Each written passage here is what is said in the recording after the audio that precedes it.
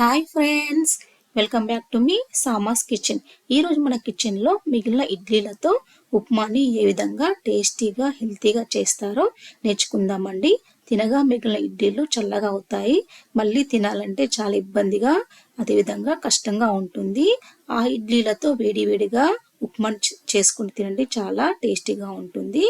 అదేవిధంగా మీకు లంచ్ చేసే టైం లేనప్పుడు ఇడ్లీలను ఎక్కువగా చేసుకొని ఈ విధంగా ఉప్మా చేసి పిల్లలకు మరియు పెద్దలకు లంచ్ బాక్స్ కట్టివ్వండి, చాలా టేస్టీగా ఉంటుంది. ఈ రెసిపీని మీరు కూడా తప్పకుండా ట్రై చేయండి. నచ్చితే లైక్ చేయండి, ప్లీజ్ సబ్స్క్రైబ్ చేయండి. సబ్స్క్రైబ్ చేసి నా ఛానల్కి సపోర్ట్ చేయండి. ఇప్పుడు మన రెసిపీలోకి వెళ్దాము. ఇక్కడ నేను ఒక 5 ఇడ్లీలను తీసుకుంటున్నానండి. ఈ ఇడ్లీలను ఈ విధంగా పొడి పొడిగా చేసుకొని పెట్టుకోండి. కొంచెం మంది పిల్లలైనా పెద్దలైనా ఇడ్లీలను అంత ఇష్టంగా తినరండి, కాబట్టి మనకు ఇడ్లీలు మిగిలిపోతూ ఉంటాయి. అప్పుడు ఇడ్లీలను ఈ విధంగా ఉప్మా రూపంలో చేసుకొని తినండి, టేస్టీగా ఉంటుంది. అన్ని ఇడ్లీలను కూడా ఈ విధంగా పొడిగా చేసుకోండి, ఉండలు లేకుండా ముద్దలు లేకుండా పొడిగా చేసుకొని పెట్టుకోండి. స్టవ్ ఆన్ చేసి అందులో 1.5 టేబుల్ స్పూన్ ఆయిల్ వేసుకోండి. తర్వాత 1/2 టేబుల్ స్పూన్ జీలకర్ర, 1/2 టేబుల్ స్పూన్ ఆవాలు వేసుకోండి. ఒక 5 వెల్లుల్లి రెమ్మలు వేసుకోండి. తర్వాత ఒక 1 టేబుల్ స్పూన్ వరకు పల్లీలు, తర్వాత ఒక మీడియం సైజు ఉల్లిపాయను కట్ చేసి వేసుకోండి.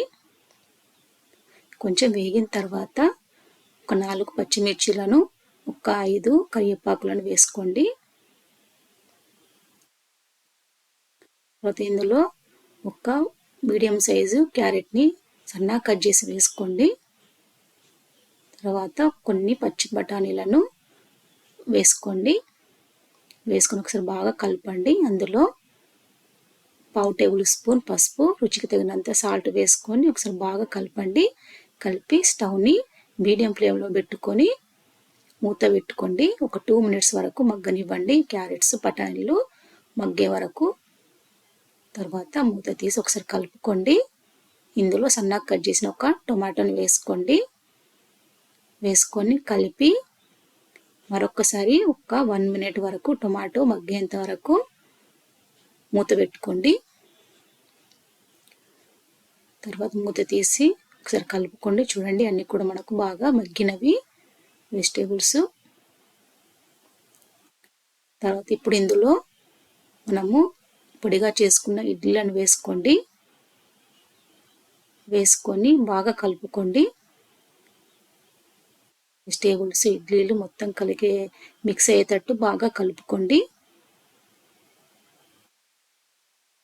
కలిపిన తర్వాత ఇందులో సన్నగా కట్ చేసిన కొత్తిమీరను వేసుకోండి.